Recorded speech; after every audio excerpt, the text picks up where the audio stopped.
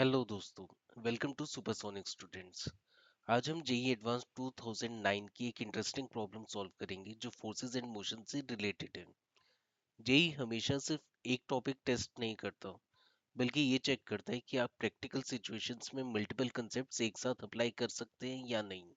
इस प्रॉब्लम को सॉल्व करने के लिए आपको न्यूटन्स लॉस के साथ ज्योमेट्री से भी रिलेट करना आना चाहिए। तो चलिए शुरू करते हैं और स्टेप बाय स्टेप इस प्रॉब्लम को सॉल्व करते हैं। इस प्रॉब्लम में हम एक वायर दिए जिसे y equal to K X square की पैराबोलिक शेप में बेंड करा है और उसमें एक बीड यानी एक मोती लगाया है जिसका मास m है और ये मोती इस वायर पर बिना फ्रिक्शन के स्लाइड कर सकता है। जब ये पैराबोलिक वायर रेस्ट पर है तो ये मोती इस वायर के लोएस्ट पॉइंट पर स्टेबल रहता है।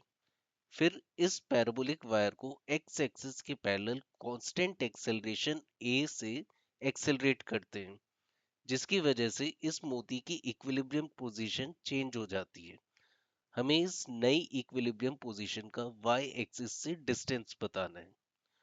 तो चलिए अब इस प्रॉब्लम को एनालाइज करते हैं और सॉल्व करेंगे। सबसे पहले देखते हैं कि जब पैराबोलिक वायर स्टेशनरी थी तब इस मोती पर क्या-क्या फोर्सेस लग रहे थे। सबसे पहले ग्रेविटी की बात करेंगे। किसी भी स्टेशनरी ऑब्जेक्ट के लिए ग्रेविटेशनल फोर्स कांस्टेंट होता है और इसकी डायरेक्शन डाउनवर्ड रहती है। अब इस मोती पर कोई और फोर्स नहीं लग रहा होता तो ये नीचे की तरफ एक्सेलरेट करती, बट इस मोती के थ्रू वायर पास हो रही है जो ग्रेविटेशनल फोर्स को कैंसिल करने के लिए एक नॉर्मल फोर्स अप्लाई कर रही है।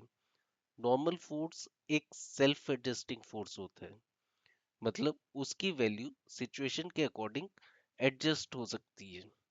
ग्रेविटी की तरह नहीं है जिसकी वैल्यू हमेशा कांस्टेंट रहे। नॉर्मल फोर्स की एक और प्रॉपर्टी है कि यह हमेशा दोनों ऑब्जेक्ट्स के पॉइंट ऑफ कांटेक्ट पर सरफेसेस के परपेंडिकुलर होता है। तो इस केस में नॉर्मल फोर्स ऊपर लगेगा और ग्रेविटेशनल फोर्स नीचे। मोती को इक्विलिब्रियम में रखने के लिए इन दोनों का मैग्नीट्यूड सेम होगा।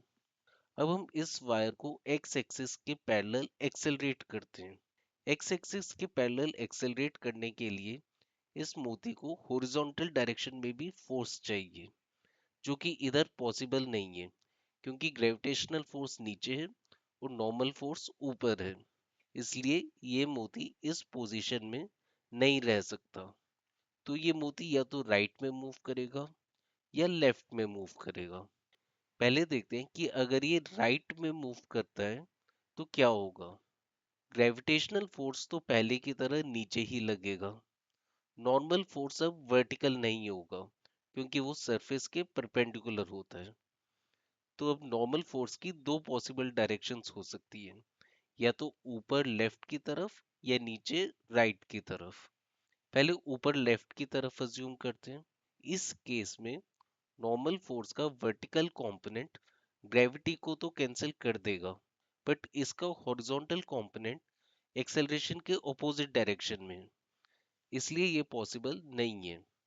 अगर ये नॉर्मल फोर्स नीचे राइट की तरफ लगता तो इसका हॉरिजॉन्टल कंपोनेंट तो एक्सेलरेशन की डायरेक्शन में होता, बट वर्टिकल कंपोनेंट ग्रेविटी को कैंसिल नहीं कर पाता, इसलिए ये मोती राइट में मूव नहीं करेगा।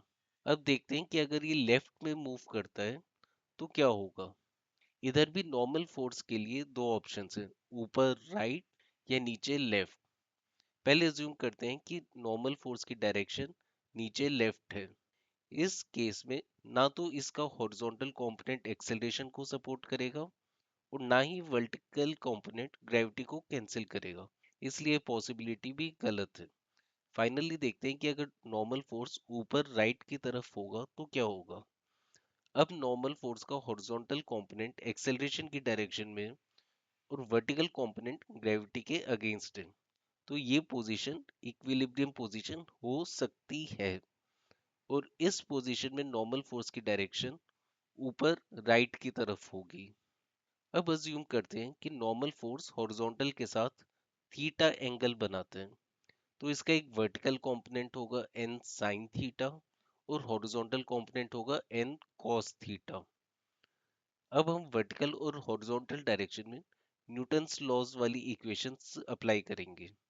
वर्टिकल डायरेक्शन में मोती इक्विलिब्रियम में है, तो नेट फोर्स जीरो होना चाहिए, जिससे आएगा n sin theta equal to M G. Horizontal direction में मोती वायर के साथ एक्स एक्सिस के अलोंग एक्सेलरेट कर रहा है और एक्सेलरेशन का मैग्नीट्यूड है ए। और इस एक्सेलरेशन के लिए नॉर्मल फोर्स का हॉरिजॉन्टल कंपोनेंट फोर्स लगा रहा है, तो आएगा n cos theta equal to A. इन दोनों इक्वेशंस को डिवाइड करके आएगा tan theta equal to G upon A. अब हमें इक्विलिब्रियम पोजीशन के लिए नॉर्मल वेक्टर की स्लोप मिल गई है। इस पॉइंट पर वायर के कर्व की स्लोप निकालने के लिए कर्व की इक्वेशन को डिफरेंशिएट कर सकते हैं। कर्व की इक्वेशन है y equal to K X square, तो डिफरेंशिएट करके आएगा dy upon D X equal to two K X. हमें पता है कि दो परपेंडिकुलर लाइंस की स्लोप्स का प्रोडक्ट -1 होता है, तो मिलेगा tan theta into D Y upon D X equal to -1। tan theta की जगह g अपॉन ए और dy अपॉन dx की जगह 2kx रखेंगे, तो x की वैल्यू आएगी -a अपॉन 2gk। अब क्वेश्चन और ऑप्शंस को देखते हैं। क्वेश्चन में इक्विलिब्रियम पोजीशन का y एक्सिस से डिस्टेंस पूछा है, यानी हमें x कोऑर्डिनेट का मैग्नीट्यूड बताना है, तो ऑप्शन बी करेक्ट है। तो दोस्तों, इस प्रॉब्लम से हमें एक इम्पॉर्टेंट लेसन मिला। जेई प्रॉब्लम सॉल्व करने के लिए मल्टीपल कंसेप्ट्स एक साथ अप्लाई करने भी आने चाहिए, और ऐसे क्वेश्चन सॉल्व करने के लिए सभी कंसेप्ट्स की इन डेप्थ नॉलेज होनी चाहिए। और अगर आप कंसेप्ट्स को अप्लाई कर पाते हैं तो सॉल्व करना ज़्यादा मुश्किल नहीं होगा। कमेंट सेक्शन में बताइए कि आपको सबसे ट्रिकी स्टेप कौन सा लगा और किस टॉपिक पर आप नेक्स्ट वीडियो देखना चाहते हो। मैं आपके सजेशंस को ज़रूर कंसिडर करूंगा। Thank you.